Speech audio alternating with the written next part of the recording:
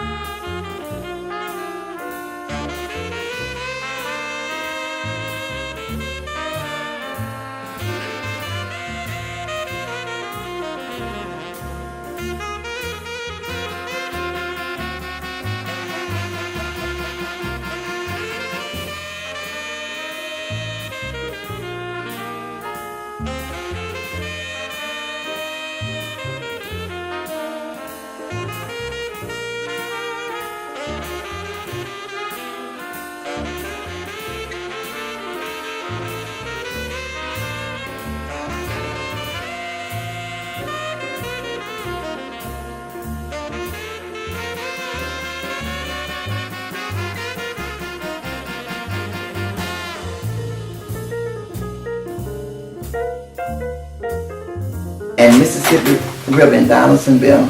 After labor built the star-shaped fort in June of 1863, many of the wounded soldiers from Fort Hudson were sent downriver to ambuscade at Fort Butler. A month later, the 28th Marines and the 1st Louisiana Volunteers, although outnumbered 7-1, gallantly defeated the Confederate Texas Rangers. This is located in Donaldsonville. Oh, okay. It's a lot of history out here, I know. It's a lot. Is Donaldsonville still predominantly more black than white now? I think it is. A lot of them have moved out, and So what are property values like around here? Is it very expensive to live? certain places they have these subdivisions. They're open up, yeah. and now they're allowing blacks are beginning to buy into that And subdivision. giving up their old houses Yes. and stuff. We noticed on the way in that there were quite a few Ascension Parish Sheriff deputies of color. Is that by decree of the government, or they just decide to hire some brothers to They be police? just, they decide to do. It's not, every And night. probably that's why I asked you whether they're still predominantly black out here, and that's probably why. And they have, when they send the white ones over, and they have something else, But the office is right behind the building here, Oh, I have a nephew who's on the police force.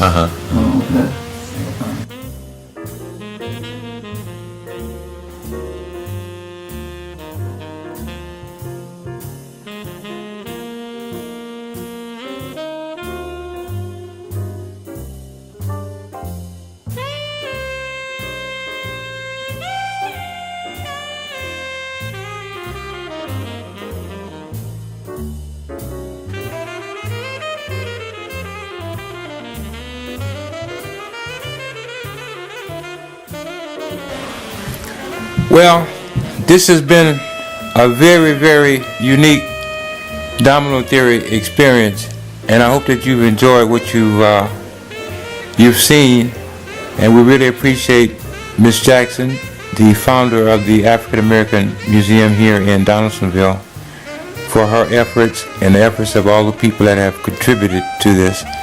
This is truly amazing. It amazes me the fact that we have had so much history that we don't know about. At least I didn't know about it. I'm sure that there are some scholars out there that do. But these walls are full of our history, musical history, our medical history, and our educational history. Stuff that was not taught to me coming up as a student in school. But fortunately, I can truly say this is the season. So we want to thank the African American Museum curators here in Donaldsonville once again for allowing us to come in and photograph some of this wonderful material that they still have available to the public. And if you're ever in the area, I would suggest that you can also come by and take a look yourself. The tours are on a daily basis, and there's just so much, so many artifacts here. It is incredible. Once again, this is Domino Theory. My name is Gil Francis, and I'd like to thank you all for tuning in.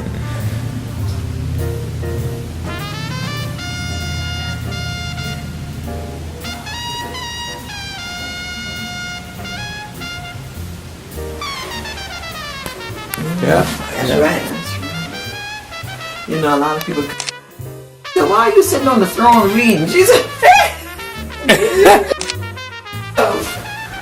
Lord have mercy. Box that man, remember, I know you heard about that. He mailed this, put himself in the box. I guess somebody helped him. People dressed them in, all them women. Like, girls, I said, quit lying, shut up. That ain't the truth. Over here. That's right. That's right, because they learn which they're not going to.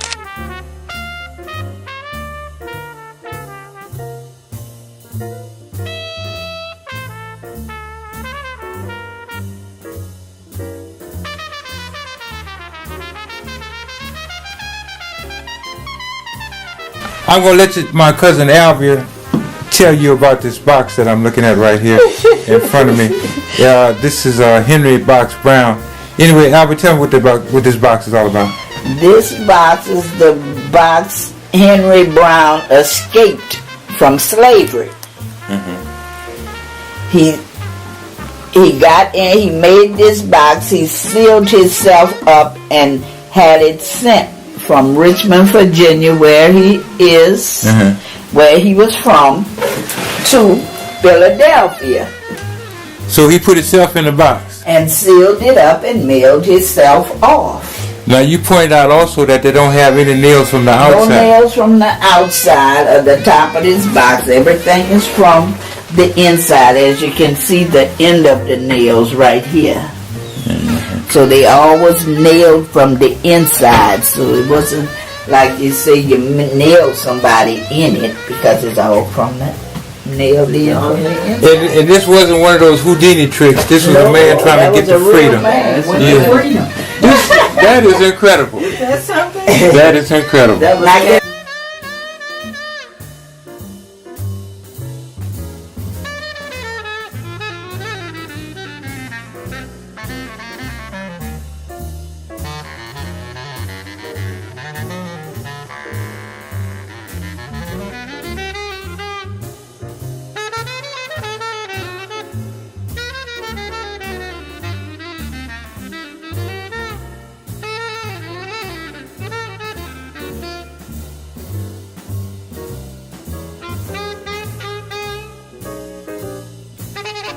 that I was chosen and I was able to do this, because this way our story will be told, and you took the time out to come to Donaldsonville and to video this museum. It's one that you'll never forget, and when they see this story, they're going to want to come and be a part of it. And I thank you very much, and have a safe trip. Thank you so much. Now you guys also have a website, right? Yes, sir. So we can go to the African American Museum. Okay. .com. Okay, very good. So hopefully you'll go to the website, ladies and gentlemen, and fill in the blanks, because I couldn't cover it all, but there's so much here that I'm sure that you will enjoy. Thank you once again, and your name again is Mrs. Janice H. Linton. Don't forget that Mrs. Linton was a very good tour guide, and we appreciate her efforts. Thank you so much. God bless you. God bless you. Reconciling way. It must be a time, a day of peace, and a day where we promote justice and equality and goodwill.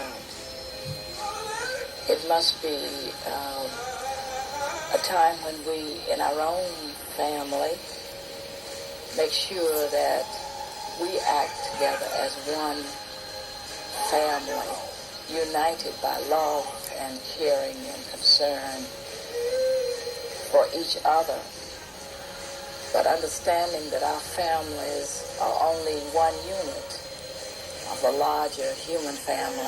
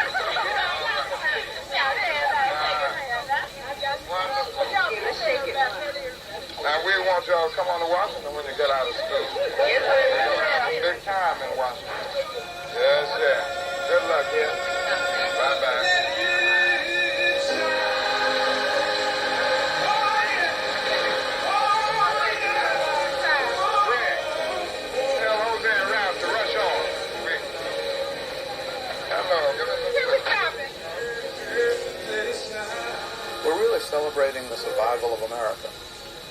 And America was not on a road to survival before Martin Luther King.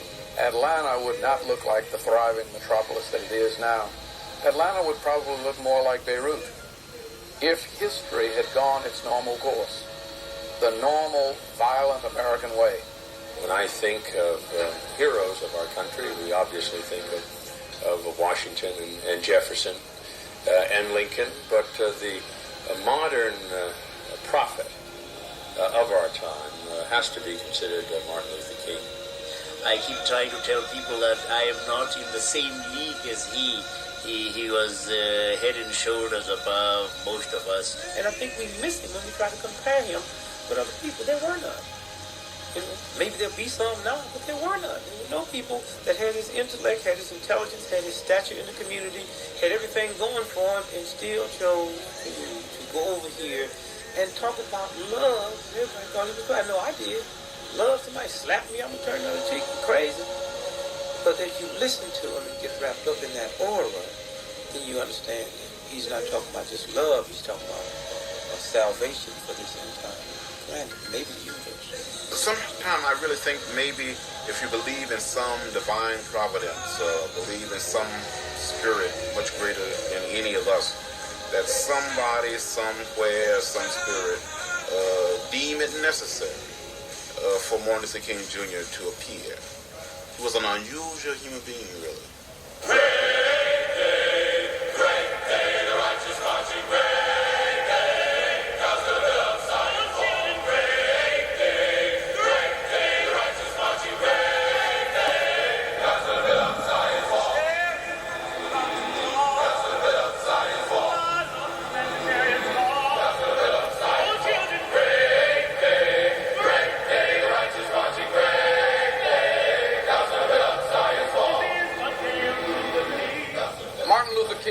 Spring full-grown out of the head of Zeus.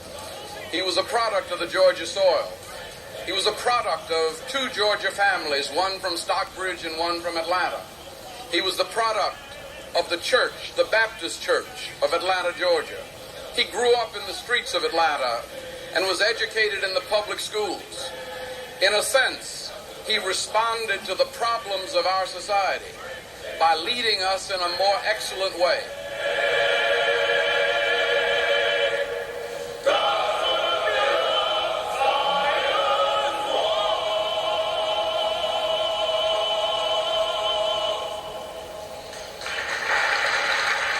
He was my brother, and we were very close.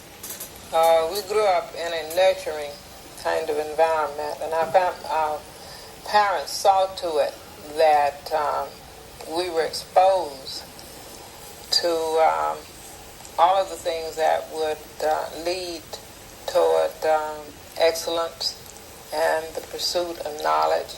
Well, Daddy King meant as much to me as anyone I know or knew. And often I didn't have to consult with him, because when something came up in which he was interested, he would consult me before I could have a chance to call him. And quite often, when I was faced with a difficult decision, my secretary would come in and say, Daddy King's on the phone. And whoever I was dealing with, the president of another country or prime minister or king or whatever, I'd say, y'all wait just a minute, I got to talk to Daddy King. No matter what occasion, how little the occasion was in terms of size of gathering and so forth, he could always count on his father to be there. And that meant something to him, because that says to him that you have something to offer, you're something special.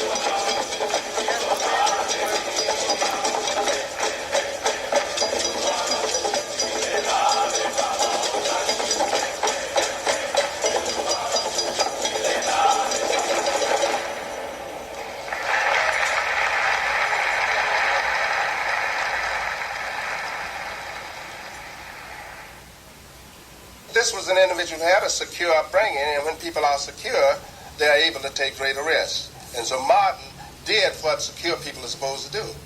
Martin positioned himself right along with all of the other theology students and was a very challenging person in class to the teacher.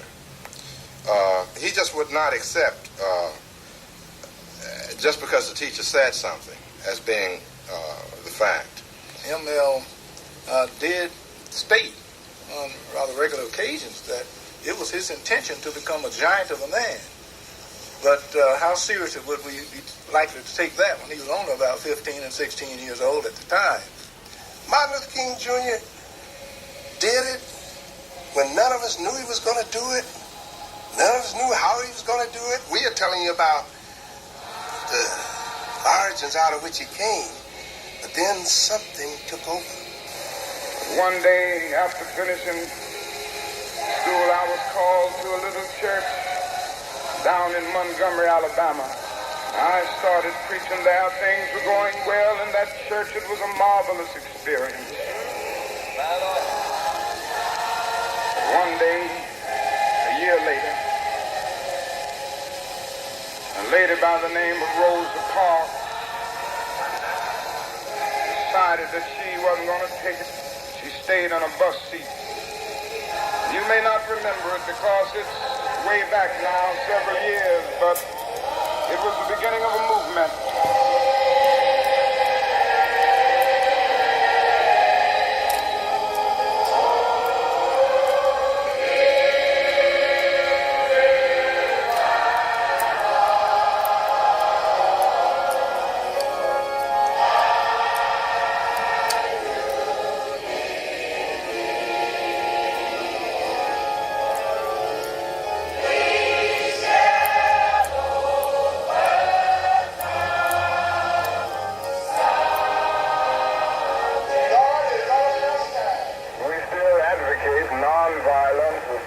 resistance and still determined to use the weapon of love. We are still insisting emphatically that violence is self-defeating, that he who lives by the sword will perish by the sword. 50,000 black men and women refuse absolutely to ride the city buses, and we walked together for 381 days. Negroes have to learn to stick together. We stuck together.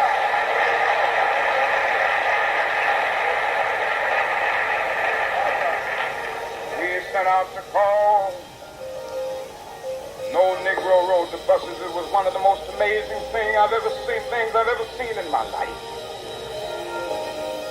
This morning, the long-awaited mandate from the United States Supreme Court concerning bus segregation came to Montgomery. This mandate expresses in terms that are crystal clear that segregation in public transportation is both legally and sociologically invalid.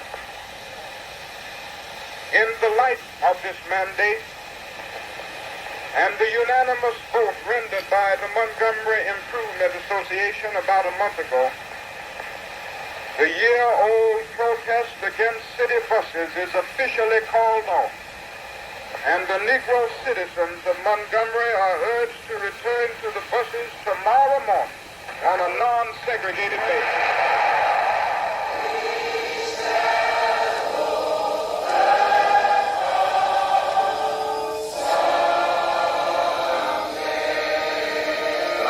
City 25 years ago, I couldn't eat downtown. I had to sit in the back of the bus. I couldn't sit downstairs in a movie theater. I couldn't try on clothes in a department store. The Martin Luther King Jr. Day is a great day for the nation, but it is an especially great day for the people of Georgia. We are saying to the nation that millions of Georgians of all races are today unified in their dedication to fulfilling his dream. We know that we have come a long way. To go from that to this in the space of 25 years is, I think, a remarkable accomplishment. He taught me at Morehouse College. He, for a semester, taught a philosophy class. So I'm one of the few people in the United States who could say I was a student of Martin Luther King's. He was a great teacher. He would open the philosophy textbook, read the first line, and then throw his head back and quote from memory page after page after page after page. We are all caught in an inescapable network of mutuality, tied in a single garment of destiny. And whatever affects one directly affects all indirectly. For some strange reason, I can never be what I ought to be until you are what you ought to be. The rich man can never be what he ought to be until the poor man is what he ought to be. John Donne caught it years ago and placed it in graphic terms. No man is an island entire of itself. Every man is a piece of the continent, a part of the main. And then he goes on toward the end to say, any man's death diminishes me because I am involved in mankind. Therefore never sin to know for whom the bell tolls. It tolls for thee. I hesitate to say the class degenerated, but it went from Plato to politics. It went from discussions of ancient Greece to discussions of modern Alabama.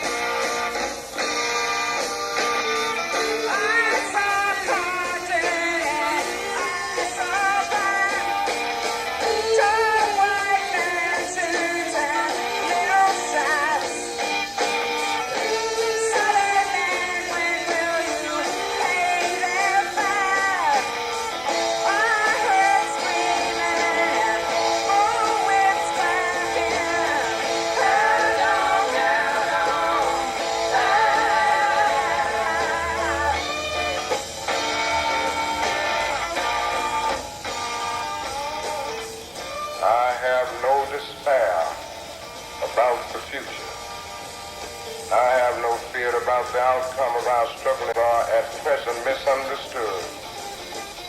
We will reach the goal of freedom in Birmingham and all over the nation because the goal of America is freedom.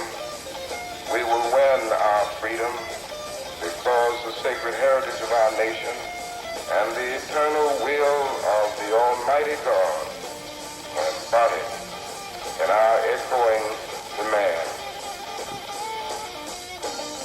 I want young men and young women who are not alive today but who will come into this world with new privileges and new opportunities. I want them to know and see that these new privileges and opportunities did not come without somebody suffering and sacrificing for them. And it's a shame if you got a voter registration card in your pocket and you don't know about Selma. It's a shame if you have a voter registration card in your pocket and you don't know what went on in Selma. We weren't callous about suffering. We really thought that the state of Alabama had better sense than to beat up folk on television. Every television station carried it across this nation. And the Jim Clark had a posse. Anybody, white man could be a member of the posse. And they ran over the people, filled up all of the hospitals, rode in the horses in the church, and beat people in the churches. And that made it possible for us to extend that call that went out all across the nation to come to Selma. When I look at film footage of what happened in Selma on Bloody Sunday, on March 7, 1965, and even see myself being beaten and trampled by horses, it is somewhat hard and difficult for me to believe that this really did happen in America. Southern man, better keep your head. Don't forget what your good book says. Southern change gonna come at last. Now your crosses are burning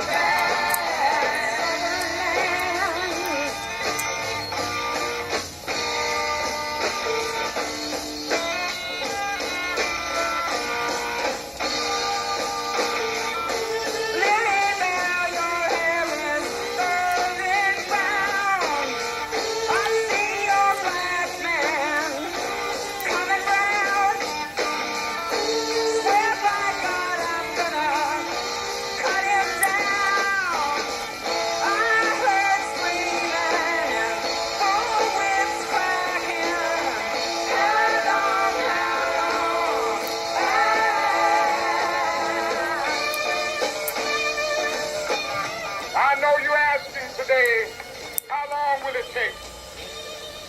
Somebody's asking, how long will prejudice blind the visions of men? I come to say to you this afternoon, however difficult the moment, however frustrating the hour, it will not be long, because truth crushed earth will rise again. How long? Not long. Because no lie can live forever. How long? Not long. Because you shall reap what you sow. How long? Not long. Truth forever on the scaffold, wrong forever on the throne. Yet that scaffold sways the future. Behind the dim unknown standeth God within the shadow, keeping watch above his own. How long? Not long. Because the arc of the moral universe is long, but it bends toward justice. How long? Not long. Because mine eyes have seen the glory of the coming of the Lord.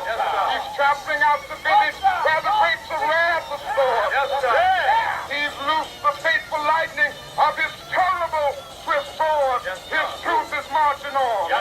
He has sounded forth the trumpet that shall never call retreat. He is sifting out the hearts of men before his judgment seat. Oh, be swift, my soul, to answer him.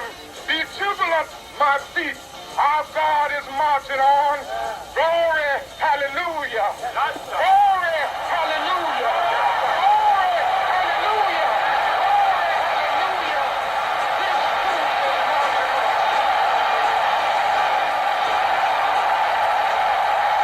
I would say, in terms of the domestic dream of racism, we have probably gone at least 70% of the way. And I say that because there's still 30% of the black population that's in poverty. But the 70% that are out of poverty are able, because of educational opportunity, job availability, and the advances that were made through the civil rights.